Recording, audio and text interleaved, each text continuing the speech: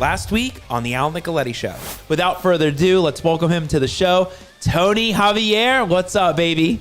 What is up, Al? Dude, bringing the energy, man. It's easy to smile when I'm around you. How do I market smarter? How do I get people calling me instead of me having to reach out to them? That's kind of how the TV thing started. I just love talking about TV because I feel like it's one of those things where people still think it's a branding play. People think their business isn't big enough for it. They think it's way too expensive. And also the big misnomer that people think is that everything's gone to streaming. How do you get TV to get motivated sellers to find people? If you look at the data for our demographic, which is older people with houses that are less expensive, they're still watching 2.5 hours of TV every single day. You put 3,000 in and then you made the 30,000 and you're like, well, I just 10x my money right there. How important is the messaging in that 30-second commercial? You can get a decent amount in the 30 seconds if you do it right. The thing that a lot of marketers get wrong, they have these great messages, then they miss something. They either miss putting a call to action. They didn't have a phone number. A lot of people like to talk about themselves and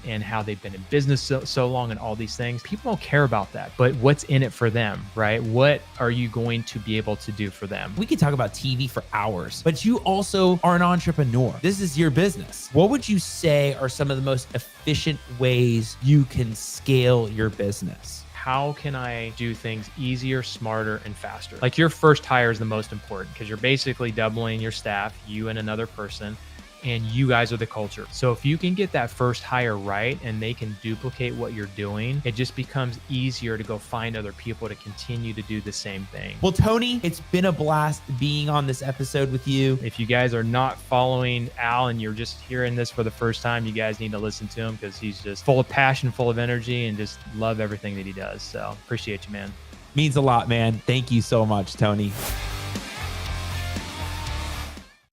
Wow, what a great episode that was with Tony Javier. If you missed any of that episode last week on the Al Nicoletti Show, go back, check that out. You know, every time I see Tony at Family Mastermind, it is always great chatting with him because he is a wealth of knowledge with that world in TV ads. And I'm hearing just so many investors having great success with that recently. So go back, check that out. And of course, you can catch all the content on the Al Nicoletti Show. Go back, go on iTunes, Spotify, YouTube, tons of content, and you'll find all the guests that have been on the show from season 1 through season 5.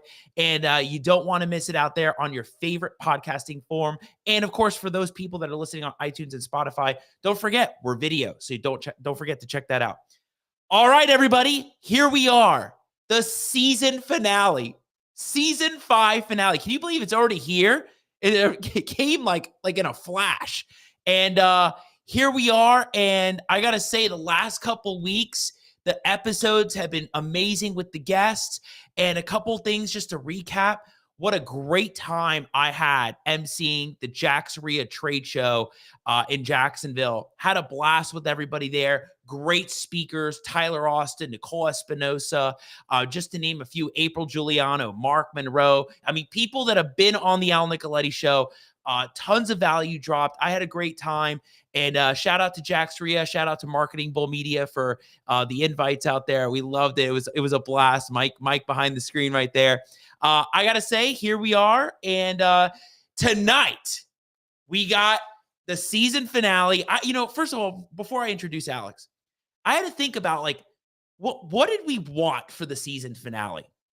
And I don't think at any point this year that I can think of, we had anybody talk about the commercial industry or get into the industrial industry. I mean, we had on a couple of seasons ago, we had Neil Timmons talk about it, but we haven't had anybody talk about like self-storage units. And I keep seeing people all over Instagram and Facebook talking about how they're acquiring these things. Like, shout out to Henry Angeli out there. I hope Henry's listening. Henry's killing it right now, picking up these deals with self-storage, and he loves it because they cash flow.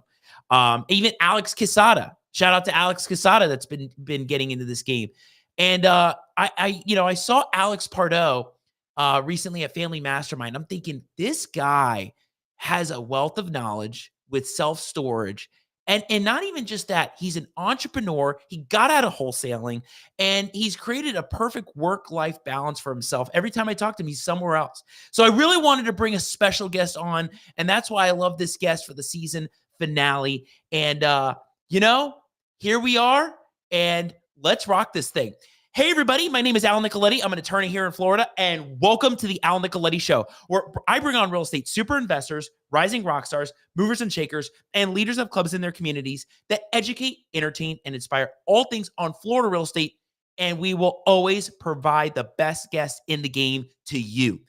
Our goal on the Al Nicoletti Show for the team is to always bring the guests that can provide the nuggets to you, the value to you, the information, so that you all can level up, so that we can grow, not just on a real estate end, on a business end, on a personal end. We all want to level up in our business on how you can take your company to the next level. On my show today, on the season finale, for those that are listening out there, season finale. I didn't even hop into the link yet. This is why I love being live. Like, for anybody that knows, I love being live. Because a live show, it's always a blast. It's raw, and we get all these emotions on it, and so it's a lot of fun. But on the show today, I got Alex Pardo talking all about getting into self-storage, how that journey has been for him, getting out of wholesaling, going to self-storage, and creating the ultimate life for himself, and really getting that passive cash income. So, without further ado, let's welcome Alex to the show. My guy, Alex, what's up? Oh, brother, the energy you bring, you got me pumped, ready to run through a wall, man. So I'm excited to be here, dude. Looking forward to the conversation. Thanks, brother. That seems to be the theme lately, that I've been on some calls and, people are like, oh man, I don't know if the deal's going to happen. And I'm just like, I feel like the coach, right? I'm just like, get in there and go do it. And everybody's ready to bolt right through the screen. Great. Happy to have you on here, man. It's great seeing you again. Love seeing you at Family Mastermind. And even the times that we've been able to connect. Hey, before we even jump in, I was even excited for you when I hopped on the call the other day. Tell everybody, where did you just come from? That was an amazing story. Yeah, man. I had the opportunity to serve. We partnered with a nonprofit called bluemissions.org that provides clean water to people in impoverished communities in the Dominican Republic. So it was a trip with many layers because we had the opportunity to hike the tallest mountain in the Dominican Republic, Pico Duarte, which is 10,000 and change feet. And it was a 28.6 mile hike, which we did over 3 days. So it was very physically, mentally challenging. But the best part, man, is we had the opportunity to go to these communities and see how the water has changed these people's lives. Like things that we tend to take for granted, like I can just grab a bottle of water anytime I want. These people don't have that ability until Blue Missions came along to build these water projects. So, man, filled with gratitude, appreciation. And yeah, man, I'm just very, very grateful for everything God has done in my life. Beautiful. And even when we talked before family, you were like, hey, I'm going here, I'm going there, I'm going to the Keys, I'm traveling all around. I mean, that's the ultimate lifestyle, right? You're not in the office, you're enjoying time with your family, and you've been able to achieve that through all the pains and the ups, the downs, and being able to realize what industry did you want to be in so that you can have this life. So you can say, hey, I just got back. I'm refreshed. I feel good. This is what everybody should be doing. So tell everybody about your journey from wholesaling and exiting out of wholesaling. Cause there's a lot of people that listen to the show, that watch the show, that love doing the wholesaling. I mean, wholesaling, it's a game for a lot of people. But how did you transition out of that? Yeah, it's a great question. The irony is when I got into real estate in 2005, I did it specifically because I wanted cash flow. And ultimately, it wasn't necessarily about the money, but it was what the money could do for me, my family, and for others. So ultimately, I wanted time freedom. I really find out that when you boil it down and strip the layers of the onion, what people want, they want options to do the things they want to do with loved ones, to travel, impact, provide. Like that's what really drove me. And ironically, when I got into real estate, I got into wholesaling. And if I'm being honest, I got addicted to the revenue and the income that you generate from wholesaling. So wholesaling is a fantastic business to generate cash. The big mistake that I made, brother, was I wasn't taking that active earned income and putting it into cash flowing producing assets. It took me 12 years before I remember looking at my wife and saying, I'm kind of tired of starting the month from scratch, right? And I would have these boom 6-figure months, and it might be followed with a month where we don't close any deals. And I was riding this income roller coaster. And I told my wife, I said, something has to change. So we started buying rental properties. And I felt that building a single family rental portfolio was going to be my path to cash flow and ultimately time freedom. And then I got to about 4 or 5 properties and I'm like, there's nothing passive about this, at least not the way that I was managing it.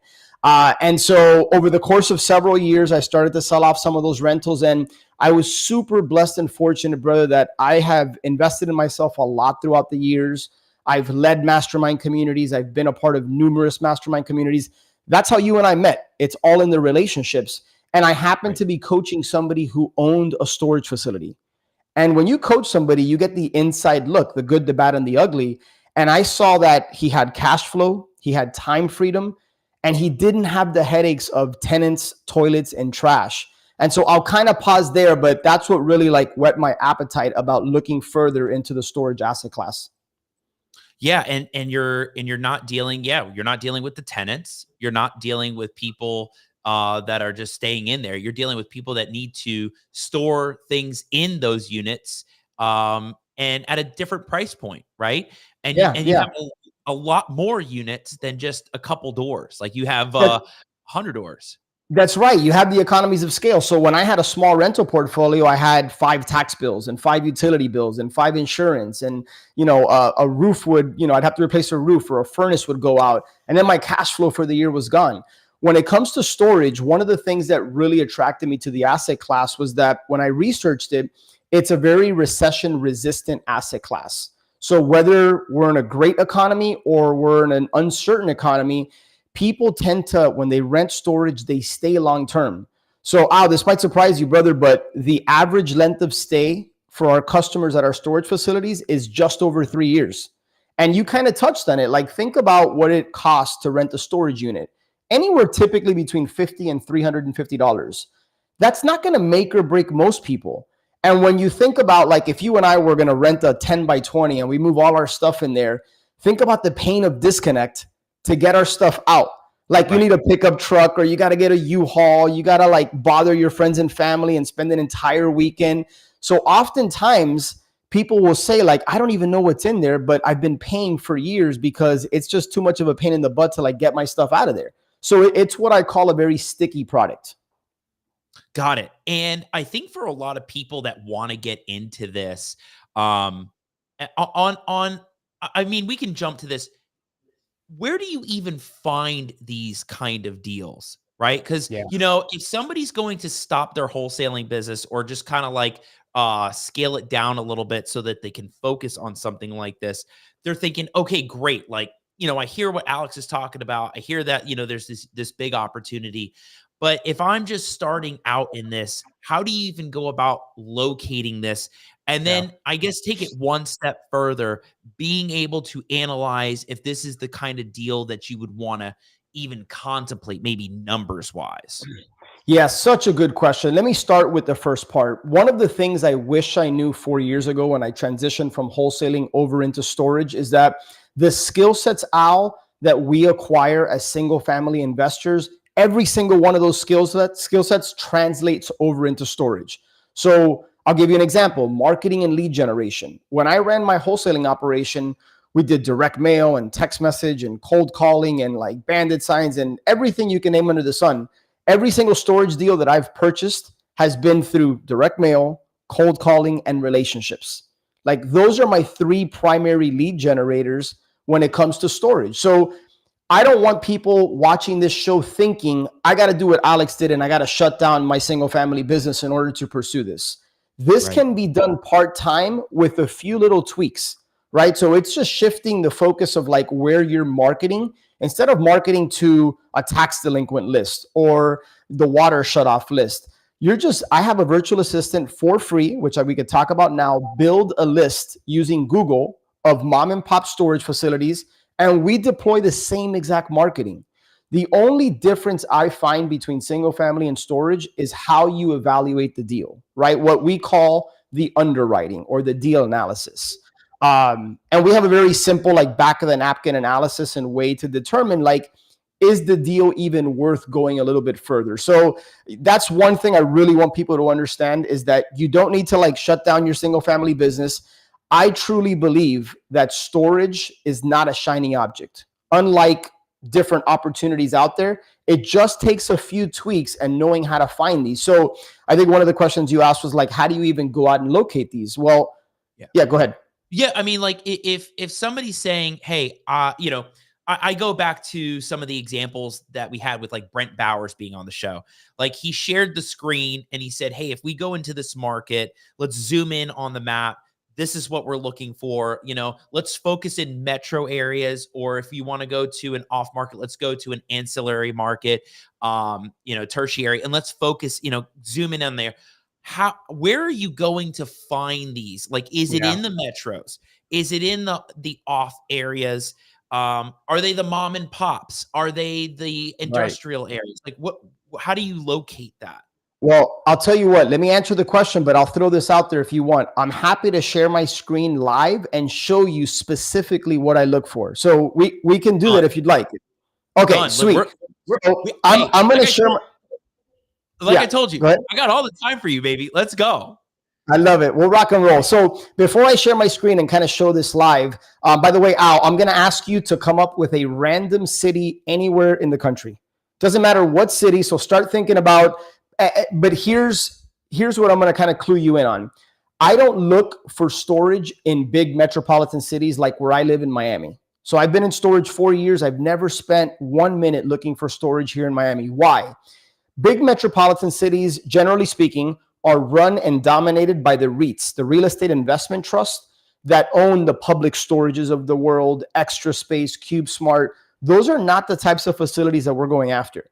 We are going after mom and pop operated facilities in secondary or rural markets.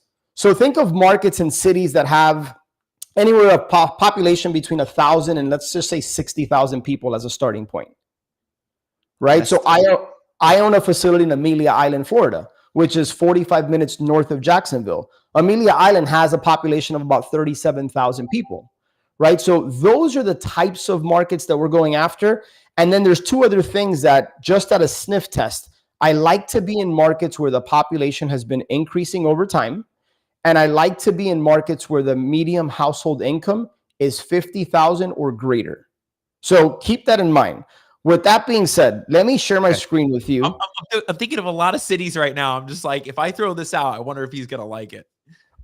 Honestly, it doesn't matter because I'm pretty confident I'll be able to show you some key things that we look for. Now, the only thing I'll ask is don't give me like Vegas, Los Angeles. Don't worry. No, we're all right, good. Sweet. So let me do this. Share screen. All right. I'm not super techie, but you let me know if we can make this happen here. Okay. So tell me what you're seeing right now. Entire screen. Okay, here we go. All right. You should be able to see my screen any second now. Oh, there we go. Perfect. All right. Are you seeing Google? Google. All right. So here's what we're going to do. We're going to go to maps.google.com, or if you just Google Maps. So Al, give me a city anywhere in the country. I was thinking Boise. Boise, Idaho, right? Okay. Boise. Okay. Here's Boise. Population.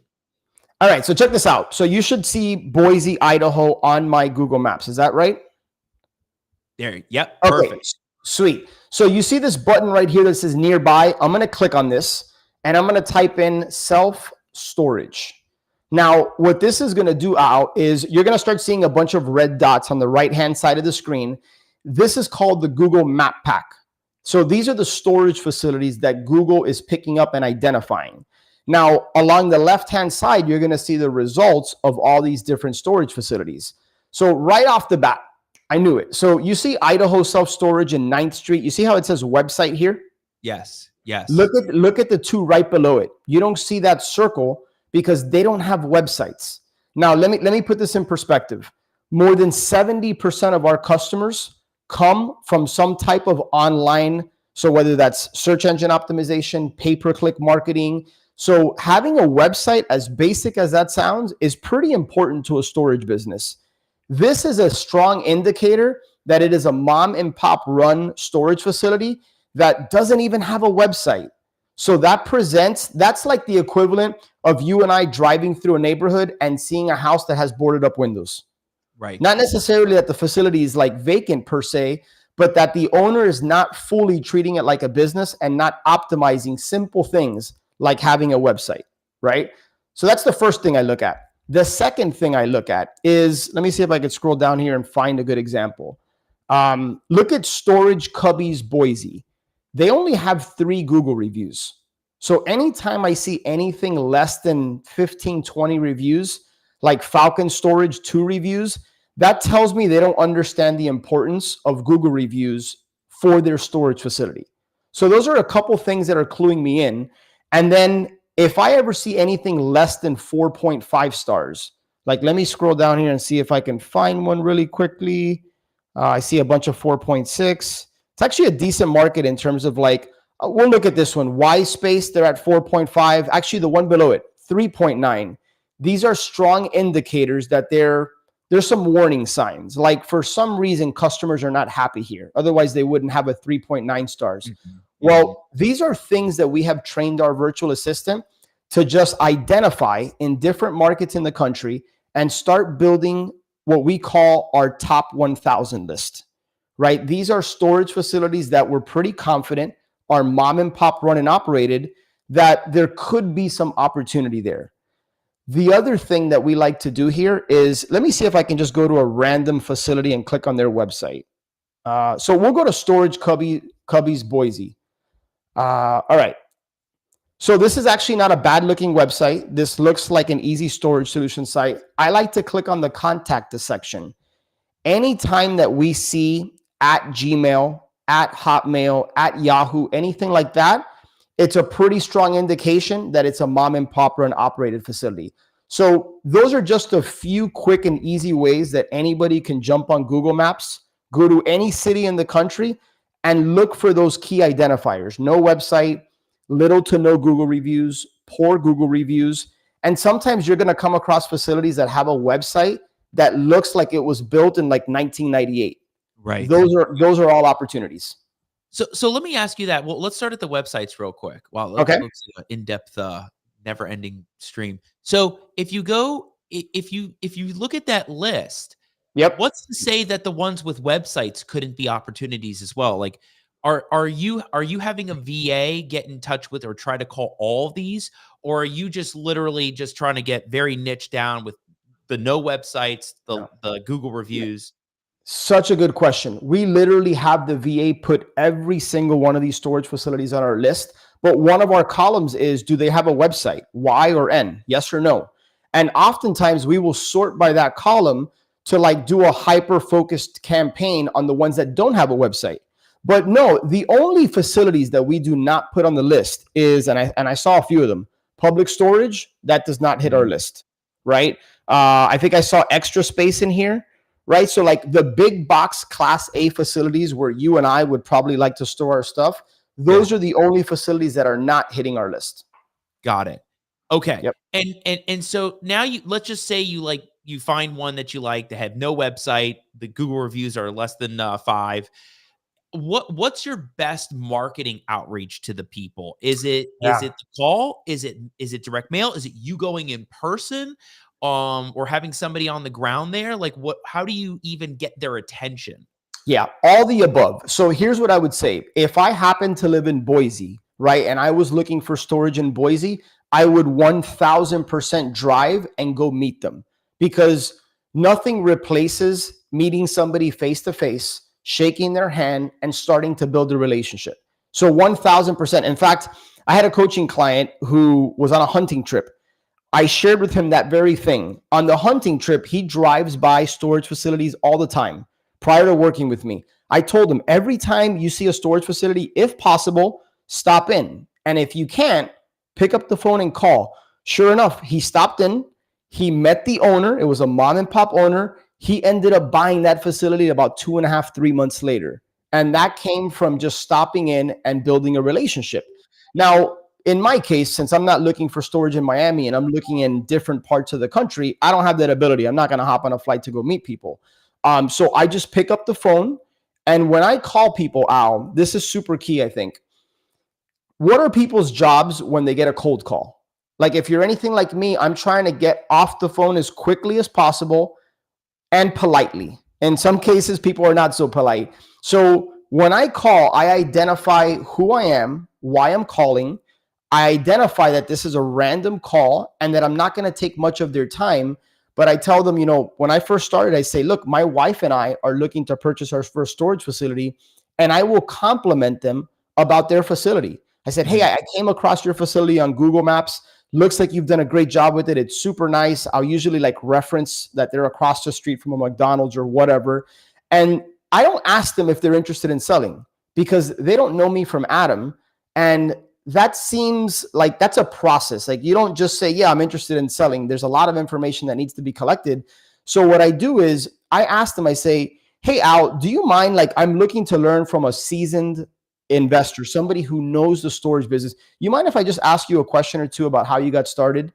9 out of 10 times I have found, unless you catch them at a bad time, that people are very open to sharing and lending a helping hand. Now, when I get into that conversation and I'm just building a relationship with them, at some point, I'm going to ask them, listen, clearly, you know what you're doing. You probably have a lot of contacts in the storage industry. Do you know anybody who has a facility that might consider selling? Now, what I have found that question does sometimes is inject a little bit of scarcity. And what I would say that I get 40% of the time is they'll say, well, I might consider selling. And then now, boom, now you've entered into a different part of the conversation. Mm-hmm. But worst case scenario, you're building a relationship with them and they're either going to give you a referral, they're not, or they're going to tell you that they might be interested in selling. So it's a very simple conversation. After having talked to probably thousands of homeowners and motivated sellers throughout the years, I can tell you with certainty, Al, that the conversation that you have with a storage owner is so much easier, in my opinion, than the conversation with the motivated seller. Why? That storage owner is not emotionally attached to that asset like a single family homeowner might be. Right. And more times than not, I find that the reason they would consider selling is not so much because there's financial distress or physical distress, but oftentimes they're just getting ready to retire. They've been owning the facility for 20, 30 years, and they're just done. They want to move on. Interesting. Yeah. And I think Tom Berry even talked about how it's a different kind of asset class when you're dealing with he got into shopping centers and commercial or all those other asset classes versus residential. And so it's just a totally different dialogue with people. Yeah. So Alex, I feel like I'm just kind of walking through A to Z on a deal, right? And now let's just say you've built that relationship. You finally get in touch with somebody. They're really interested in what you're offering. What does that deal structure look like in terms of a contract? Is it more on a financing deal with them, or what does that look like contract wise? Yeah. So I like a single family versus single family. Right. So I've closed deals many different ways. Number one is I'm always listening for what the seller's looking for. And then I am figuring out if and how I can structure a deal to meet the seller's needs. Right. So my very first deal, Al, I purchased through SBA financing. So I had the Small Business Administration give me a loan for 85% of the purchase price. And then I brought in an equity partner, somebody that funded the 15% that we needed. So I was able to get involved in that deal, which, by the way, we just sold. When was it? October 31st. Wow. So I bought that facility in 21 for 1.592, and I sold it for 2.495, literally less than a month ago. And so that was it.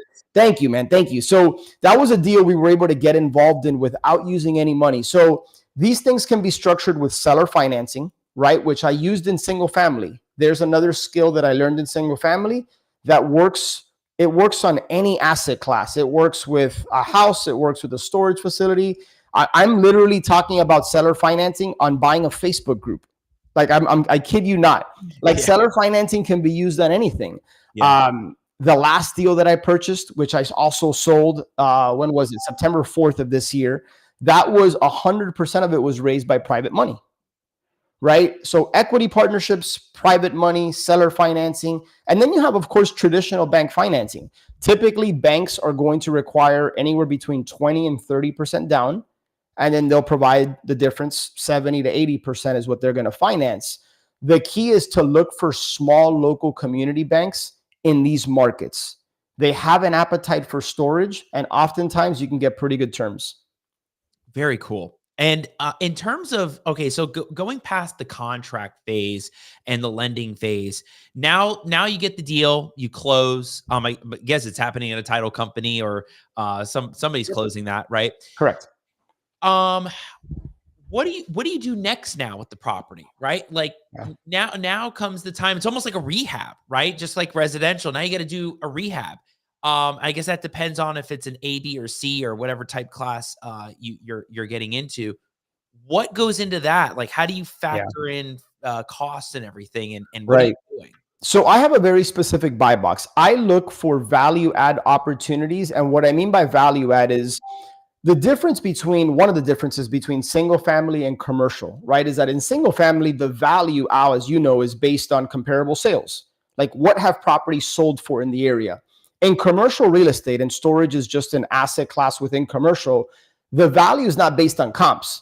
The value is based on the income the asset produces. So I look for low-hanging fruit. I look for mom and pop operators that, as an example, haven't raised rates in years. You'd be surprised, brother, how many storage operators I talk to that it's been 3, 4, 5 years since they raised their rates. So that is the equivalent of you owning a rental property that you bought 10 years ago, and today you're still charging the same rent. Yeah. Right? Like, that's the equivalent. So when I buy these facilities, one of the things we instantly go and do is we raise the rates to the average of the market street rates, sometimes slightly below. And we look for opportunities to like implement marketing, implement automation and technology, right? The beauty of storage is that we run what's called an unmanned model. So you might think of a storage facility where you walk in and you go to the office and you talk to somebody to rent the unit. We don't have that. We have offices, but they're closed. So everything happens on the phone, from people renting their unit. They get text the gate code, right? There's a lock waiting for them in their unit. People call the call center, right? And they talk to somebody. So that's what allows time freedom. I'm not the one talking to the customers and trying to find them a unit. Everything is literally done on the phone in this business. Incredible. Yeah. That is incredible, right? Just it's basically like dealing with single family and land and being virtual in this business. It's all by phone and being able to get it done. Now, let's just say you've done your rehab, you fixed it up. How are you out doing your outreach to potential people that want to rent it? Yes. Are you pushing it through social media? Are you doing a ground game? Are you doing commercials? What's the best way to drive business in now that now you're competing against extra space and public space and all these other people? Yeah, so there's several things. Number one, search engine optimization. We immediately start working on that. We immediately get a Google My Business page. Google My Business, people underestimate how important that is. We start working on Google reviews. Pay-per-click marketing. We have a vendor that we work with that is an expert with PPC, and we start attacking pay-per-click marketing. And then we do like grassroots thing. Like, we will literally go to the businesses and the vendors in the area, and we will try to partner with them. Sometimes we offer a discounted rate to the owner of that business for a unit if we can market and advertise for their business. So it's some grassroots, but again, the majority of our customers are coming from either pay-per-click or search engine optimization. So online marketing is a big driver for us. If you're in an area where there's a university, that's huge because you can get a big spike when people are coming into school, when people are leaving school. So we'll go, and we've done things like flyers, and we've done different grassroots guerrilla marketing type campaigns. But again, I would say the bulk of it is online. Alex, have you thought about buying land in a commercial zoned area and then building up your own storage unit? I haven't, and I'll tell you why. Not that it can't be lucrative if you find land in a market that is underserved when it comes to storage. So that's simple economics. That's super important. You want to be in a market that has more demand for storage than there is supply. The worst thing you can do is go buy storage in a market that has 100,000+ square feet, but then they have 2 million people, you know what, or vice versa, right? Where there's too many people and not enough supply. That's where you want to be. So in terms of ground up development, you have to understand that to build storage, on average, it's going to take, on the very, very low end, 15 to 18 months if you're lucky, but it typically takes 2.5 to 3 years. So you got to be pretty well capitalized. You're not making any money. You got a construction loan. You got that whole process of building a facility for 2 to 3 years. And then you're starting from 0% occupancy. So it could take you another 6 to 12 months just to raise the occupancy. So you might be not generating revenue for 2 to 4 years. And so I'm not saying it's not lucrative, because I have some friends that have gone down that path. But again, man, I'm not lazy, but I just prefer the low-hanging fruit. You know, I like existing mom and pop operated facilities in markets where I know there's demand for storage. When you're getting into this, Alex, is it more, I guess it's going to depend on the type of storage unit, but are you thinking from a short term, like a 1 to 5 year perspective? Or are you like, you know, hey, if we get this, we're going to be holding this for 10+ years? Like, what's that? Yeah, that depends on the facility and that depends on the market. So I'll give you an example. The 2 that I just sold in the last couple of months, that was in a rough market in Mississippi. Like I knew that I wasn't going to be in that particular market long term, but I bought them right. You know, we always hear in real estate, like, you make your money when you buy. That is so true. You just realize it when you sell. So I determined the exit strategy going into those 2 facilities. I'm going to buy them. I'm going to turn them around. I'm going to raise the rates, increase the value, and then I'm going to go ahead and sell it, take that equity and put it into another facility in a better market. Now, if you juxtapose that to the facility I have in Amelia Island, like, that's probably a long-term hold for us, because it's in a great market that is undersupplied.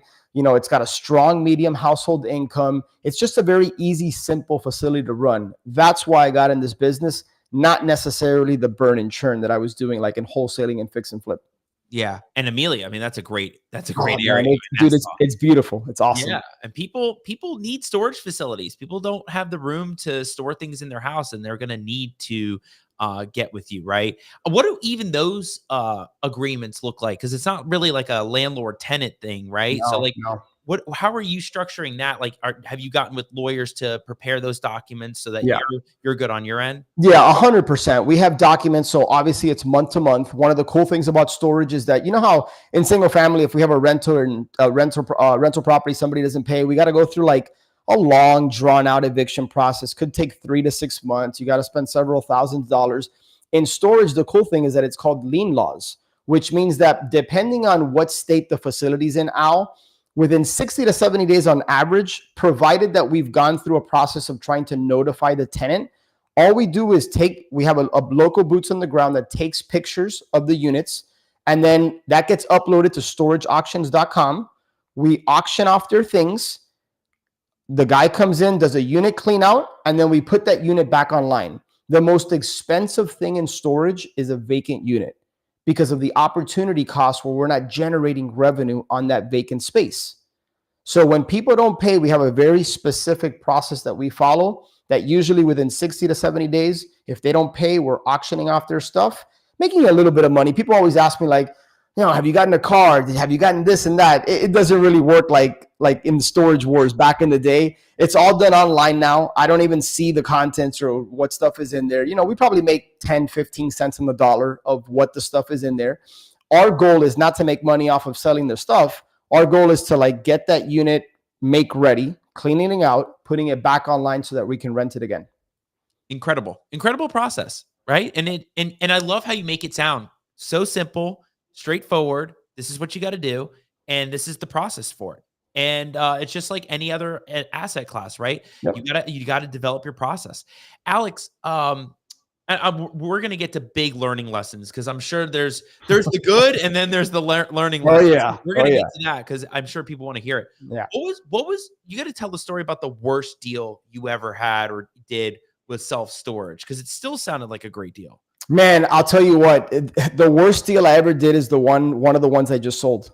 So let me be vulnerable and transparent with you. So I bought this deal in, I won't mention the city, but a rough part of Mississippi, right? Like think the average medium income is like 24, 25, 26 grand, high crime. Like, so people ask me like, hey, storage sounds so amazing. There has to be something you don't really like about it. Like, what are the challenges? Let me share with you 3 things that I experienced were kind of a pain. Number one, now the first 2 I'm going to share with you can be mitigated by making sure you're in the right market. So what is the golden rule of real estate, right? Like if you ask anyone about real estate, what are they going to say? Location, location, location. I feel like everybody knows that. Well, I violated that very rule on these 2 deals, but I did it because the returns look so amazing on paper. I was buying it at such a low price that I'm like, I have to do this deal despite some of these like orange flags, right? Despite some of the warning flags. Right. And sure enough, one of the things that I experienced in this particular market was a lot of break-ins. So because of the high crime, because of the homeless population that was in and around the area, on a probably like monthly basis, sometimes weekly, we would experience break-ins. Now, that's a big hassle and an inconvenience because not only are people damaging our doors and our hasps to like get inside these units, but now we have customers who've had their stuff vandalized, taken, and fortunately they have what's called tenant protection. So they get protection for a certain value of the contents, but it's still a process for them. And then there's CapEx, like now we have to go repair the doors. And so that was probably the biggest pain point that I experienced with those 2 facilities. The other thing is that sometimes the gate operator will stop working. And when that happens, we have to leave the gate open until a vendor comes out to fix it. Those are probably the 2 biggest pain points that I experienced. But Amelia Island, where I own that facility, I've owned it for over 2 years. Ask me how many break-ins we've had there. How many?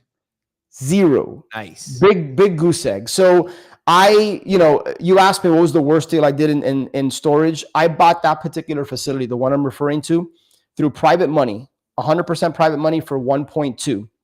I was expecting to sell that facility for about 2.3. Mm-hmm. I ended up closing September 4th for 1.99. So I still did well with it, but the amount of management headaches that I had to experience with that particular property because of the security issues and the break-ins and just, things happening, that's not why I got into storage. Like I got into storage because I want it simple. I want it easy. I'm not trying to and so even though we did very well on the sale, it brought some stress. I'm not going to lie, dealing with having angry customers because there continue to be break-ins. Dude, it got to the point we were spending between $4,000 and $5,000 a month just on security. So wow. we hired an on-site armed security guard, and then we brought in a remote security monitoring company. So when there would be a break-in, they would come on the loudspeakers and say, "Hey, we see you. We're calling the cops." And then we were in a WhatsApp group. So like on a weekly basis, I'm getting these messages of break-ins. So probably the biggest pain point that I've dealt with. But again, that can be mitigated by making sure you're in markets where there's not high crime, there's demand for storage, there's not a homeless population, like basic, obvious things like that. But I got allured to the attractive returns on paper. And then I had to pay for it in terms of some stress and some time that I really didn't account for. Yeah, I wasn't even thinking about security. Like with Amelia, do you have to have security there?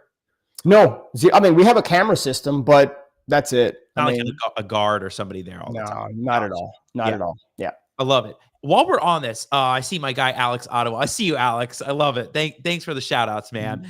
While we're on this topic, because it's a great question, he goes, what's your current NRSF and occupancy? Yeah. So the 2 facilities that I just sold was just under 80,000 net rentable square feet. So we had 79,000 and change, just shy of that. Our occupancy was fluctuating between 60 and 70% at those facilities. And then the Amelia facility is 24,000 square feet.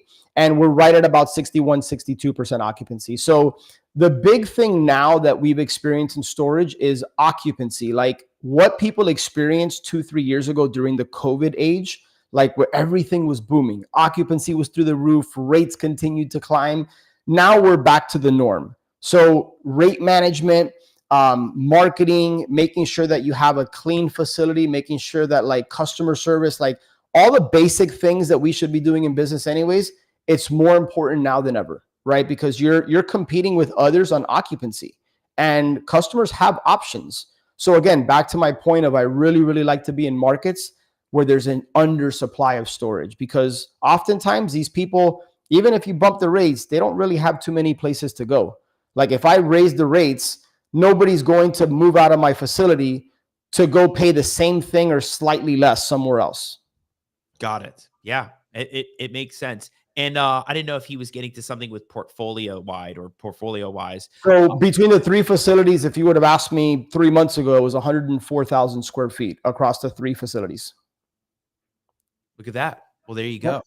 Well, Alex, I know I got to ask you this.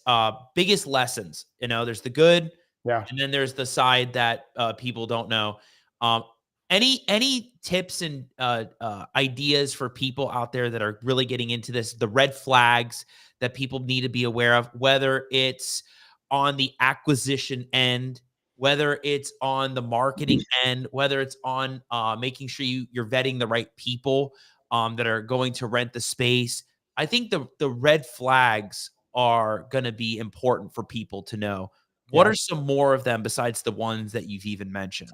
Look, I think the big one is making sure that you're in the right market, right? I think one of the red flags, and this might not be obvious to a lot of people, it's a mindset thing. It's the belief that you need hundreds of thousands or millions of dollars to get in this business. And one thing that I really want to underscore for people watching and listening is that you don't have to wear all the hats and be all parts of the operator to this business. Right. In other words, I just did a post on this today where I think it's super important, Al, where people take stock and inventory of the resources and assets that they have available to them. And I'm not just talking about money. I'm talking about time. I'm talking about your network. I'm talking about your experience. Figure out what your assets are, and then how can you leverage those assets to contribute and add value to a storage operator, because you can carve out equity and cash flow. You can carve out a piece of, maybe you're watching this and you're like, I'm a really good marketer. I know how to generate leads. Mm-hmm. Well, that's valuable. You can generate leads for somebody like myself and carve out a piece of these deals. Maybe you're good at raising capital, or you're a good connector. So you don't have to be the guy or girl that says, hey, I'm going to learn this business from A to Z. But maybe you're really, really good at your single family business, or maybe you don't have time. You have a 9 to 5. But you're really, really good at this one thing. Figure out how you can leverage that to carve out some equity for yourself in these deals. So I would say that's a red flag. It's just the mindset where you think you need a lot of money, or you think you need to be all parts to the deal. Sounds like the other parts of the real estate industry. Yeah. It's no different. So this framework, this mentality applies. I don't care what asset class we're talking about. Yeah. There you go. And you've been able to do this while balancing life, family. And one thing that you wrote down is the importance of having a vision for your life, then creating a business that enhances that vision. So huge. Important. You gotta expand on that, because everybody just does their business and builds their life around the business. It's like, no, you gotta your business cannot run your life. Yeah, man. Dude, if I gave you my phone, you would see date nights with my wife every Friday. You would see daddy-daughter dates. You would see pickleball. You would see things that are important to my life first. Then you're going to see me hopping on here and sharing this time with you, business meetings. I think it's really, really important that people have a clear vision, literally write down what you want your life to look like. But here's the challenge. Most people will do that if they do that, and they'll filter. They'll say, oh, I'd love to take 6 months off a year to go travel, but I can't do that because of XYZ, because I don't have the money, or because my kids are in school forget that. Pretend like you're a kid writing down your wish list for Christmas. And literally, as cliche and corny as it might sound, write down what you want your life to look like, and then ask yourself, is the business you're in designed, or do you have it structured in a way where it can support and enhance that vision? And if not, there's some tweaks that you should make, because most people, I think, spend time on business trying to pursue and make money. And to me, one of the biggest tragedies is being successful in business and financially, but everything else in your life suffers. Your health, your relationships, to me, that's sad. To me, success is having success in different areas of your life, having a good night's sleep, like not just about being the biggest you can in business or making a bunch of money. Like money is just a tool. It's important. Don't get me wrong. It's why we do what we do, but it's so that we can do other things, so we can enjoy life. So really be just careful of that. Like there's going to be seasons of hustle, and I totally get that. But to me, it's not a lifestyle, right? Where like I miss out on my daughter's dance recital, or I don't get to spend quality time with my wife. I don't get to travel and do the things that fill me up. So what I would encourage people to do, figure out what's important to you, get that on the calendar, then figure out how you can structure and design a business around that. Beautiful. I think that you just said it so well.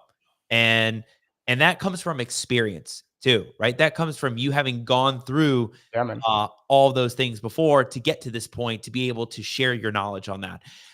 And you want to be able to spend time with family and spend time with them and have quality time, right? Yes. And it's not all about the money. It's about the relationships. It's about the time you're able to build with others. Mm-hmm. And I think that is a beautiful way that you explained it. And I think more people should do that, should apply it.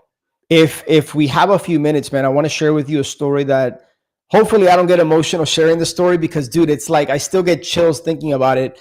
My 2017, my first daughter, Ariana, she was 2 years old at the time, and I'm in a playroom with her playing, and it was probably like, I don't know, 6, 7 o'clock, and we're playing, and she's like, you know, kind of stumbling around, and like I remember vividly, Al, she comes to me with a ball. And I had my phone right next to me, and instead of it being face down, or even better, being somewhere else, it was face up. And I kept seeing Podio notifications. Boop, Podio, Podio, Podio. And that usually means leads, or the team is working on a deal or something. And I was so messed up in my head at the time. And when you talk about the importance of being present, I was the exact opposite. I intentionally grabbed the ball and threw it across the house, so my daughter could go walk over there to get the ball, to give me enough time to check my phone for the Podio leads. And instantly it hit me when she came back and she was trying to like get my attention, and I was like plugged into this. And when she made, like, in her way, I forgot what she said. I'm not going to lie and pretend like, but she was basically like getting my attention, and it took a while for her to get it. And it just hit me, dude. I'm like, I got to make a change. Like, the fact that I would strategically throw the ball across the house just to buy me a minute so I can check my phone, like, that's not success, dude. Like, to me, that there was something broken with me. And it was a reality check that like I had to put systems in place. And so from that moment forward, I remember like I'd give myself a buffer between the office and the house. And when I would get the house, I'd put the phone away and I would mentally check out, man, so that I could be there with my family. And I'm not going to sit here and say I'm always perfect with that. Sometimes it's still a challenge, but I'm very, very aware of it. So, yeah. And your business at the time was running your life. Yeah, 100%. And you flipped it around. 100%. Yeah. Wow. Well, Alex, I mean, if there's anybody that's been through it, you have. And what a journey, success. And you're just going to continue to do that. And we love this. And this has been great. Everybody's been dropping comments that this has been a great content episode for people to learn from. And some people have wanted to all know about self-storage and how to get into it. And there's people that may not be watching it now, but are going to listen on the other platforms like iTunes and Spotify later. And make sure if you're listening on the platforms, you got to check out the video, because he was able to show the screen of Boise and just kind of give you an idea of how to find these deals. But just a lot of value, add value tonight. Alex, as I do towards the end of my show, we've done this for season 5. And I have signature questions that I ask the guests at the end. And for you, I definitely think that since you've had the wholesaling, you've done the self-storage, you've definitely had to find the best talent in the game, right? Whether it's the hires, whether it's the team members, whether it's third-party services. How do you go about finding the best talent in the game so you can be successful? Man, I am glad you asked me that question. It is my belief, and this is an experience share, that the best talent is always going to come from your network or your network's network. I think an underutilized asset, Al, is people's emails list, people's social media. So whenever I look for talent, I look at my network and I share exactly what I'm looking for. I'll give you a perfect example. I truly believe that your first hire, if you don't have a team and you haven't hired anybody, needs to be an executive assistant. My belief is it needs to be a rock star assistant. And by the way, it could be a virtual assistant, but I'm recommending somebody local. Well, my EA, who I love her to death, came from somebody that I was coaching. There's a prime example. Like literally, when I think back throughout the years, Al, my best team members 100% of the time have come from my network or my network's network. So something as simple as just sending out an email with exactly what you're looking for. So just how we would create a buy box or a storage avatar, I do that for team members, right? Like this is the exact kind of person that I'm looking for. It's got to be the right culture fit. They have to have a certain level of competency. They have to have a certain amount of experience, or sometimes no experience in the particular industry. So depending on what you're hiring, I find that it's right under people's noses, and people are oftentimes going to Indeed.com or like some of these other like Upwork or whatever. And there's nothing wrong with that. It's been my experience that it's always like 6 degrees of separation. Mm-hmm. Oh, listen. I mean, you're telling me the people that I've been able to find for my team have not just been people that I find, it's through a network from another network. Yeah. Right. And sometimes the best talent that you'll find is not from what you'll find, but what from other people know and they can help find for you. And from tapping into that network, I have the best assistants that have been working with me, and it's just plugging away, right? It's Yeah. taking off. It's a machine now. Yeah. And so I get it. I get what you're talking about. I relate to that so much just because it's been successful because of tapping into that network and being able to say, I'm not the best one that knows how to find these people. That's right. I've tried Indeed, and it's I'm sure it's a great market for it, but for what I need, I Right. need to have somebody that I know from someone else, and it's been amazing. And here's, by the way, 2 super quick tips I want to share with you. I do my best to never hire somebody who's not currently employed, right? I'll say that again. Whenever I've hired somebody that was unemployed at the time, for whatever reason, it just never worked out. And that was probably more on me than it was on them. But I want to make sure that somebody's gainfully employed, that they're wanted in some way, shape, or form. The other thing I like to do is have my wife be the final interview. And if it's local, possibly through a dinner or lunch. And we don't even talk about the job. We don't talk about business. I just want my wife, who I find women are much better judges of characters usually than men are. I just want my wife to like experience this person, communicate with them, like maybe pick up on something that I didn't pick up. And usually 9 out of 10 times, like if my wife doesn't like that person, probably not going to work out. Hey, there you go. That's the indicator. That's it right there. Alex, what would you say is one of the most important skills an investor or real estate professional needs to have in this business, especially going into next year? I would say leadership skills. So there's three different categories that I'm doing my very best to always focus on. Like I'm constantly reading different books, leadership, sales, and marketing. My belief, Al, is that if you focus on becoming the best leader you can possibly be, so consume everything you can by somebody like John Maxwell, who when you and I were in Tampa, we had the pleasure of watching him speak, and like what a gem that guy is. Yes, absolutely. Right. So like consume everything John Maxwell puts out, his 100+ books or whatever. So leadership, and then sales and marketing, right? So marketing, Dan Kennedy's of the world, Russell Brunson's, like it's my belief if you focus on those skill sets, you will never go broke. You'll never starve, no matter what business or industry you're in. Yeah, there you go. Right. It's a matter of just continuing education and continuing to learn from the best. Right. And leadership is a huge thing. Like we all learned at Family Mastermind and watching John and Matt on stage, just like it was incredible. Right. Just mind blown by the whole thing.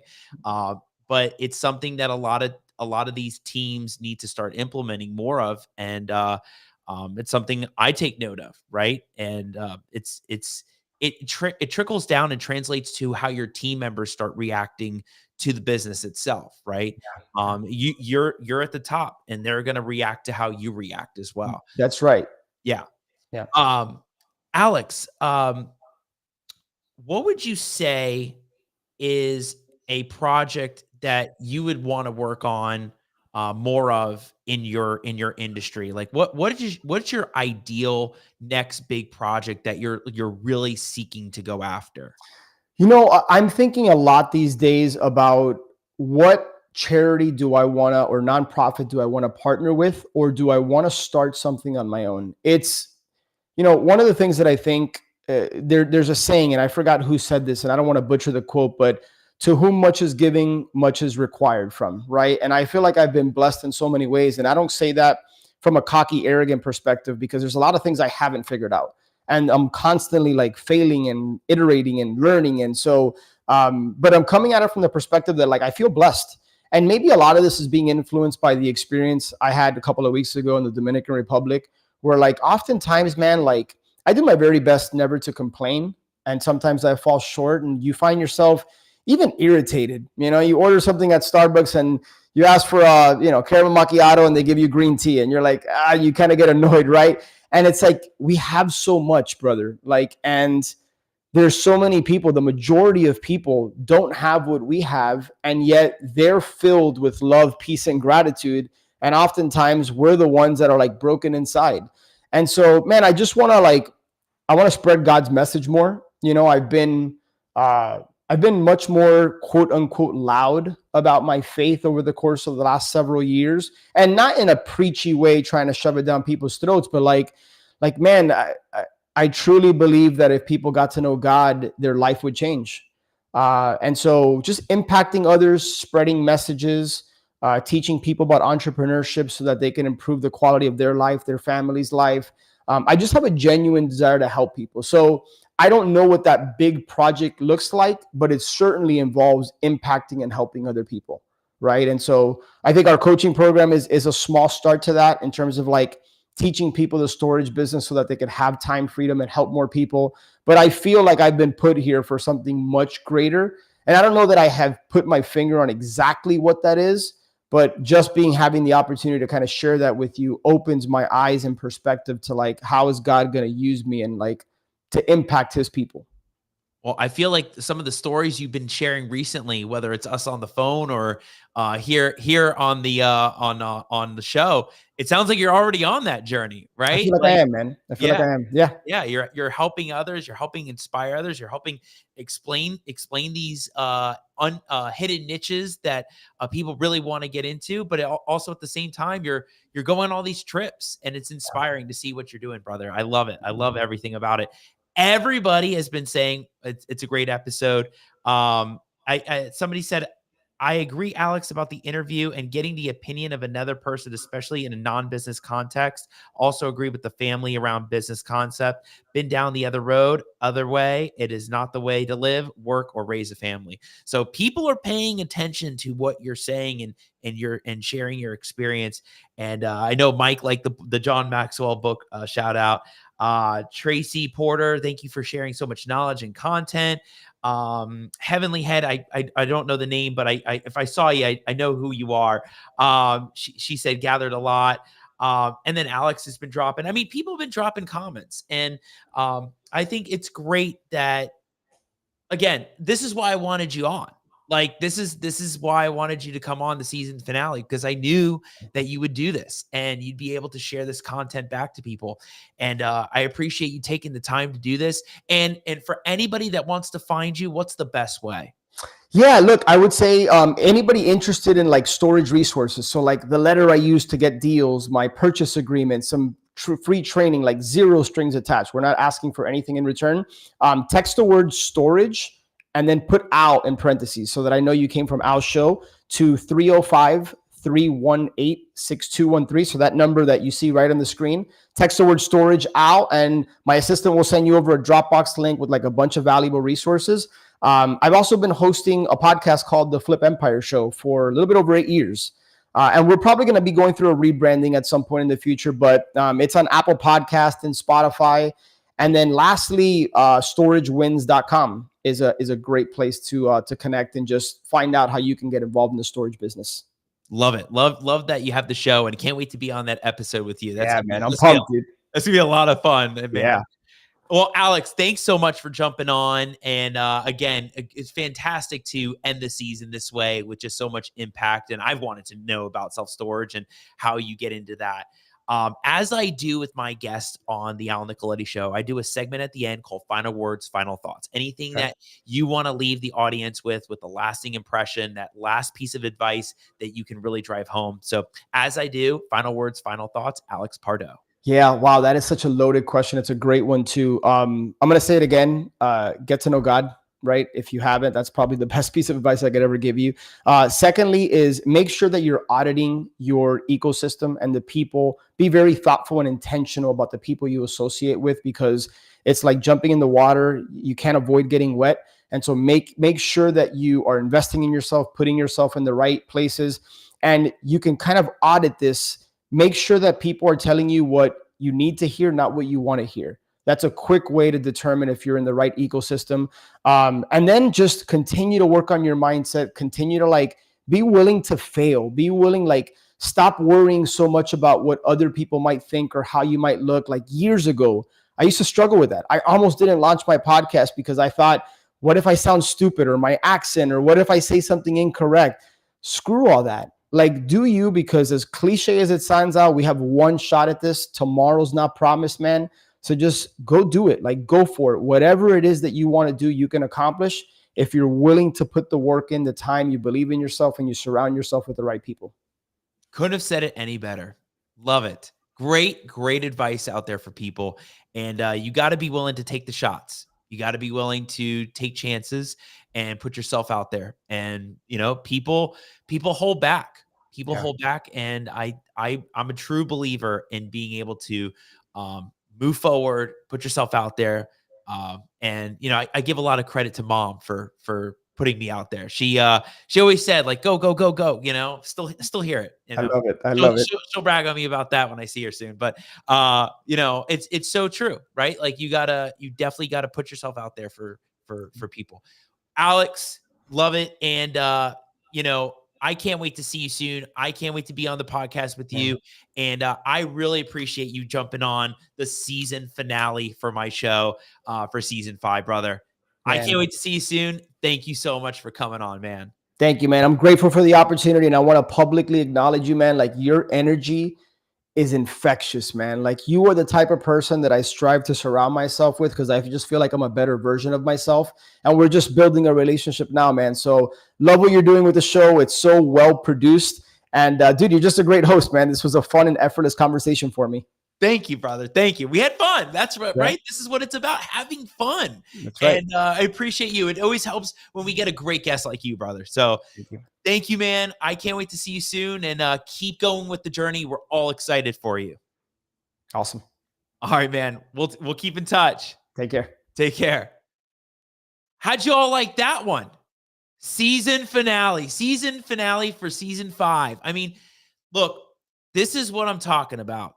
Anytime we get a guest, it is a calculated guest that we know is going to provide that value back to you. We want to make sure anybody that comes on is going to give that to you, because we all know we all want to learn things like this. Who doesn't want to learn about getting into self-storage when you see so many people talking about this? This is what it's about. Yeah, Tracy said, what a finale. I mean, the last finale, we had RJ Bates, Steve Trang, Chris Jefferson. That was its own finale. The one before, we had El Senador, Max Jimenez. Each one is so different. And this has been a loaded season, just from top to bottom. Just some of the amazing guests that we've had on all season. If you've missed any of the guests, you definitely got to go back and check them out. And I got to say, every time we have a season finale, it's surreal, right? It's bittersweet. There's always an ending, but it's a great ending. And it's always a new journey into next year. and it's always exciting. And I always got to give out a shout out to my team, Michael Williams behind the camera. We're always setting up. There's always stuff going on over here. We made it work today, and we always have a blast and like I told you, it's always a blast being here on a Wednesday night. We always have a blast together, brother. So thank you always for being here. Grateful for you. And Taylor Nasta, Taylor, I know you're out there, or you're listening, or later. Thank you for setting things up. I'm so happy we got to do this, and this was the first season with the studio too. Taylor helped set up the studio and get everything together. So I mean, look what an episode this has been. But these episodes wouldn't be what they are without the guests and the content and the people that are watching and dropping in the comments. We love when the supporters are out there, and it means a lot to us. And we always want to know who you're looking for to learn from, right? Whether it's scanning the QR code and finding the past episodes, or any guest suggestions. And hey, if you love the show, drop a review for us. We would always love that too. We want to hear feedback. It's all about feedback in this business. I do that in my business all the time. It's getting that feedback back. And I'm grateful that we get to do this all the time, and we will be back next season. And it's another one in the books. And by the way, we got to give a shout out. Happy birthday, Mike. Early happy birthday. Now that's coming up November 24th. Yes, there we go. Third. Got it. It's all good. I knew it was coming. Everybody, thank you so much for being on, and we'll see you next season for season 6, where we're going to provide the best guests to you out there. Stay tuned. You'll see the promo eventually coming. I love you all. Thank you guys. Have a great night, everybody. Take care.